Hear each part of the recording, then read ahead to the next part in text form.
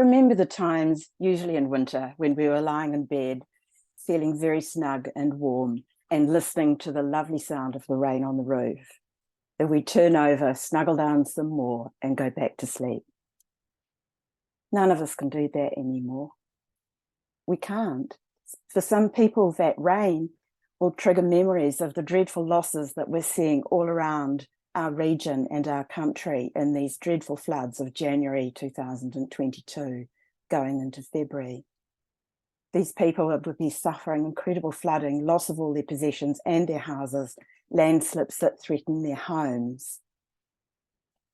They won't be sleeping well when it next rains on their roof. And the rest of us can't either.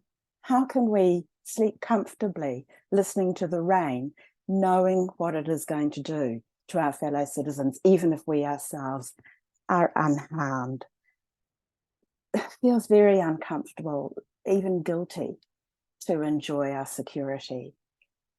So what do we as water professionals do about this? I've been thinking, what should we say? I guess there are two things. Firstly, we can really get clear about what stormwater really is and explain that to other people. If you think about our homes, we got a little wee pipe, that diameter, that comes into our home, giving us our drinking water, that helps us do everything in the house we need to. Cook food, have showers, do our laundry, run the dishwasher, all the rest, flush loo, all of that stuff.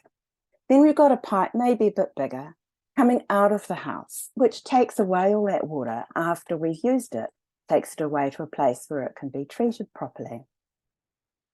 Stormwater, what is it?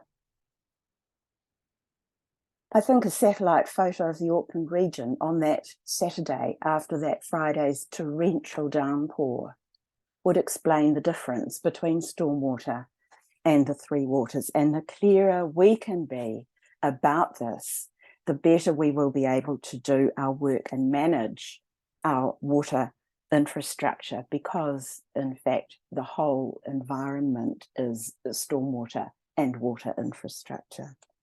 So the situation of the floods, I think, is a legacy of our inadequacy as an industry to prevent or remedy development in places that we have known to flood and then we went and built on.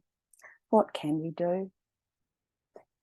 Look, I know we're all just horribly busy, especially now with the response to these floods, but please, the one thing I would ask as an industry is for us to make the time to make submissions on all of the resource management reforms.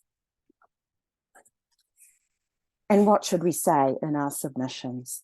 Well, if we want te aoranga o te taiao, a healthy environment, we must give effect to te mana o te wai, the value and status of water. We must first uphold te mana o te wai, because that will be one of the huge determinants of te oranga o te taiao. So as Peter Christensen said, to uphold te mana o te wai, what do? We put it first in every consideration of analysis, data collection, modelling, land use planning, all the rest of it. So as water professionals, please let's start doing this. It's not easy for us.